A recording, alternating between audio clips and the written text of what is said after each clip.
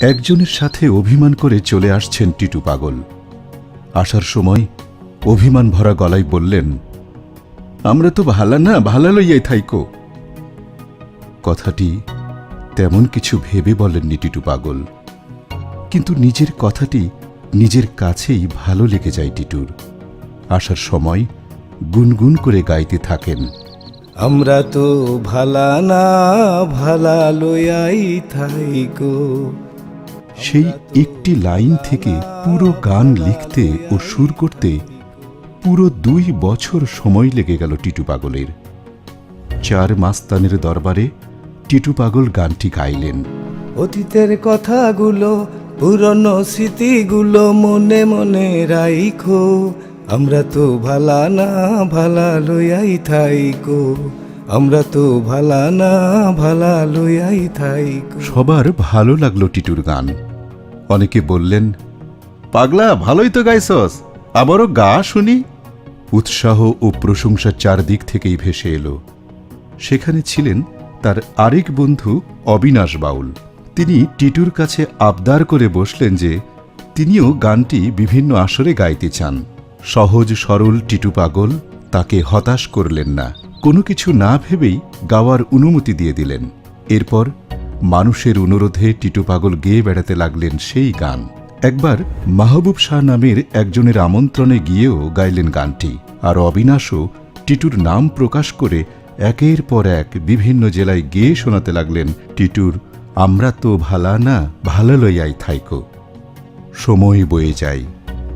সময়ের আবর্তে টিটু পাগল বাঁধতে থাকেন নতুন নতুন গান, নতুন নতুন সুর। গানই যে তার দুনিয়া, নাওয়া খাওয়াকে এক পাশে রেখে পড়ে থাকেন গান নিয়েই। তাই গান পাগলা এই টিটুকে লোকজন ভালোবেসে টিটু পাগল বলেই ডাকে।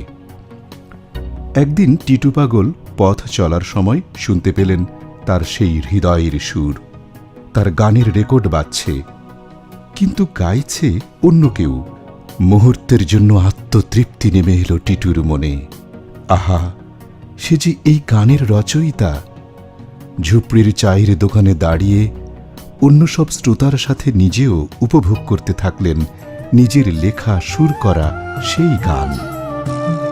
অতীতের কথাগুলো, পুরনো স্মৃতিগুলো, অতীতের কথাগুলো, পুরনো স্মৃতিগুলো মনে মনে রাইখো। আমি তো ভালা না, ভালা লইয়াই থাইকো। আমি তো ভালা না, ভালা লইয়াই থাইকো। কিন্তু একই শেষ দুটি লাইন শুনে চমকে গেলেন টিটু পাগল। বিষাদে ভরে গেল তার মন। মাহবুব ভেবে বলে মায়ের কোলি ভালা, মায়ের কোল ছেড়ে দেখি সংসারেতে জ্বালা, বন্ধু সংসারেতে জ্বালা। কেউ একজন টিটুর গানের ভেতর নিজের নাম লাগিয়ে তা রেকর্ড করে প্রকাশ করেছে, যে গান ছড়িয়ে পড়ছে সর্বত্র। তার মনে পড়ল মাহবুব শাহের কথা। কাল বিলম্ব না করে টিটু ছুটে গেল মাহবুব শাহের কাছে। সেখানে গিয়ে তিনি আরও হতাশ হয়ে গেলেন। খবর পেলেন গানটি গেয়েছেন আরেকজন গায়ক, আর প্রকাশ করেছে স্বনামধন্য এক অডিও প্রযোজনা প্রতিষ্ঠান। গানের কোথাও নেই টিটু পাগলের নাম। সুরকার গীতিকার হিসেবে আছে মাহবুব শাহের নাম। দু একটি শব্দ যোগ করে এই গান তার নিজের নামে চালিয়ে দিয়েছেন মাহবুব শাহ। সে দৃঢ় কণ্ঠে বললেন, আমি কি জানি, পারলে শিল্পীর নামে মামলা কর। সেখান থেকে চলে এলেন গান পাগলা টিটু। তিনি এসবের কিছুতেই গেলেন না, কারণ গান যে তার আবেগ, তার ভাবের দুনিয়া। ছুটে গেলেন সেই অডিও প্রযোজনা প্রতিষ্ঠানে। তারাও সাপ জানিয়ে দিল তারা গীতিকার সুরকার হিসেবে মাহবুব শাহের সাথে চুক্তি করেই গানটি প্রকাশ করেছে। তাদের কিছুই করার নেই। হতাশায় ভরে গেল টিটু পাগলের মন। এদিকে সময় আরও গড়িয়ে যায়। ওই গায়কের কণ্ঠে গানটি ছড়িয়ে পড়ে এবং দেশের আনাচে কানাচে সবার মাঝে জনপ্রিয় হয়ে ওঠে। টিটু হয়তো এত কিছুর পরও ভালো থাকতে পারতেন, কিন্তু ভালো থাকতে পারছিলেন না তার গর্ভধারিণী মা। তার ছেলের গানটি গেয়ে বেড়াচ্ছে অন্য এক গায়ক, অথচ তার ছেলের তাতে কোনো নাম নেই। মায়ের মন তা মানতে পারে না।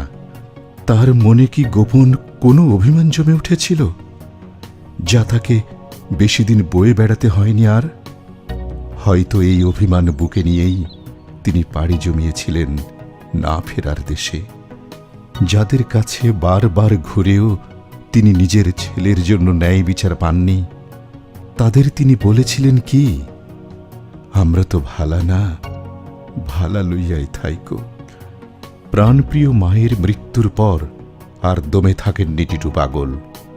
টিটু পাগল নিজের নামের সার্থকতা কাজে লাগিয়ে মাহবুব শাহের সেই কথা, পারলে শিল্পীর নামে মামলা কর, মনে করে এইবার মাঠে নামলেন, হাঁটলেন সঠিক পথে। মামলা নয়, নিজের গানের কপিরাইটের জন্য বাংলাদেশ কপিরাইট অফিসে আবেদন জানালেন তিনি। যেহেতু এই গানটি ইতিমধ্যে ইউটিউব ও সামাজিক যোগাযোগ মাধ্যমে আছে, সেহেতু বিষয়টি জটিল। তাই টিটু ও পরিবেশনা প্রতিষ্ঠান কর্তৃপক্ষকে কপিরাইট অফিসে শুনানির জন্য ডাকা হয়। শুনানিতে এসে পরিবেশনা প্রতিষ্ঠান জানান, তাদের সাথে গীতিকার সুরকার হিসেবে মাহবুব শাহের চুক্তি হয়েছে, টিটুর সাথে নয়। এরপর মাহবুব শাহ ও গায়ককে শুনানির জন্য ডাকা হয়। গায়ক উপস্থিত হলেও মাহবুব শাহকে অনেকবার ডেকেও পাওয়া যায়নি।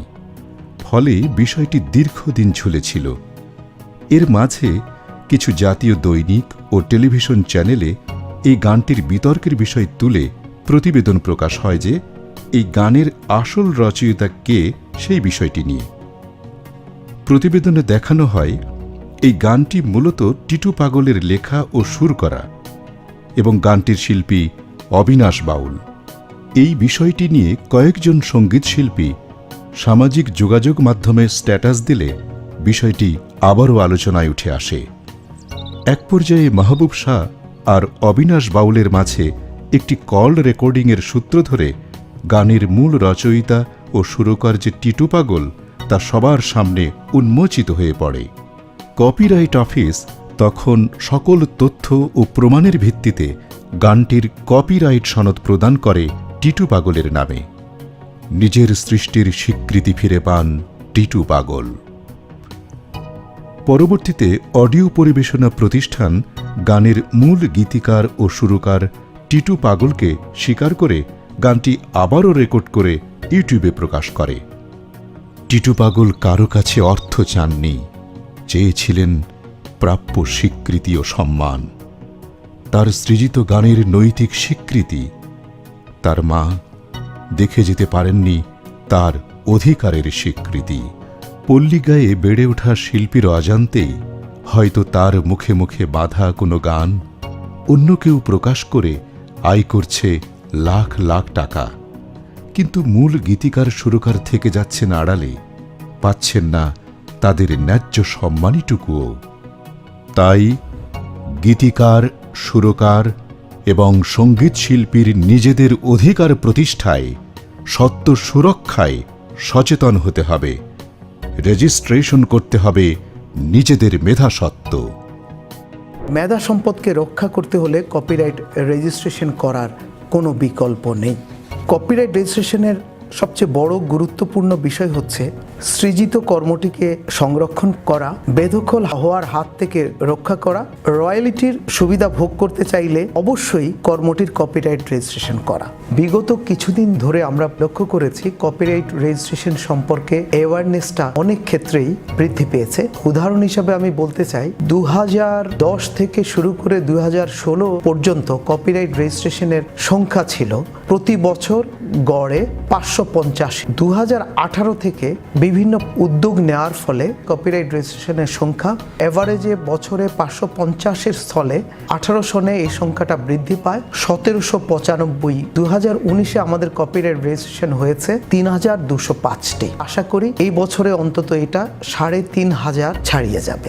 আমাদের সচেতনতা যেভাবে বাড়ছে, আমরা খুব শীঘ্রই মেধাসত্ত্ব রেজিস্ট্রেশনের ক্ষেত্রে সুন্দর লক্ষ্যে পৌঁছতে পারবো। পাশাপাশি গ্লোবাল ইনোভেশন ইন্ডেক্সেও আমরা একটা কম্পিটেন্ট লক্ষ্যমাত্রায় উপনীত হতে পারবো। আমি মনে করি ক্রিয়েটিভ যারা মানুষ আছেন তাদেরকে নিজ নিজ মেধা সম্পদ রেজিস্ট্রেশন করার ক্ষেত্রে আরও যাতে উৎসাহী হন এবং কপিরাইট রেজিস্ট্রেশন করেন, আমার এই আহ্বান আপনাদের প্রতি থাকবে। তাই আসুন যার যার মেধা সম্পদ রক্ষায় সৃজনশীল কর্মের কপিরাইট রেজিস্ট্রেশন করি এবং পাইরেসিকে না বলি। কপিরাইট বলতে আমি যেটা বুঝি সেটা হচ্ছে কোন একটি সৃষ্টিকর্ম যেটির একটি রাষ্ট্রীয় সনদ, যেই সনদটি প্রমাণ করে সেই সৃষ্টিকর্মটি আপনার দ্বারা তৈরি হয়েছে। আমার কাছে খুব সহজভাবে কপিরাইটের অর্থ তাই। আমি মনে করি যে কোনো সৃষ্টিকর্মের অবশ্যই কপিরাইট করা দরকার। তার মূল কারণ হচ্ছে যে আপনি যদি কোনো একটি সৃষ্টিকর্মের কপিরাইট না করেন তাহলে আপনি কিন্তু লিগ্যালি তার দাবিদার হতে পারছেন না। আপনাকে যখন কোনো প্রমাণপত্র দিতে হবে তখন সেই প্রমাণপত্রটি হবে কিন্তু আপনার কপিরাইট সার্টিফিকেট। সুতরাং কপিরাইট আপনাকে করতেই হবে। প্রত্যেককেই বলছি, যে কোনো গান হোক, সেটা একটা লেখা হোক, সেটা একটি ছবি হোক, কিংবা সেটা কোনো আইডিয়া হোক, সেটার জন্য তারা কপিরাইট করে ফেলে। তাতে করে ভবিষ্যতে গিয়ে সেটা নিয়ে কোনো টানাপোড়েন তৈরি হবে না। সে কারণে আমি মনে করি যে কপিরাইট করাটা অত্যন্ত অত্যন্ত অত্যন্ত জরুরি। যেহেতু আমি সঙ্গীত শিল্পী, তাই আমি গানের কথাই বলবো। কপিরাইট না করলে যে ধরনের প্রবলেম শিল্পীরা ফেস করে, এক সময় এই ব্যবস্থাটা আসলে ছিল না বলে আমরা যেটা সাফার করছি, যে আমার বাবার গানের বিষয়টা, যে এই গানগুলো এখন যারা করছে তারা নিজের মতো করে ব্যবসা করছে, যেটা হয়তো আমরা জানিও না, আমাদের জিজ্ঞেসও করার প্রয়োজন মনে করছে না। এখন আমার মনে হচ্ছে যে এই গানগুলো নিয়ে আমার কাজ করা উচিত। বাবার গানগুলো, আমার নিজের গানগুলো নিয়ে আমি কথা বলছি।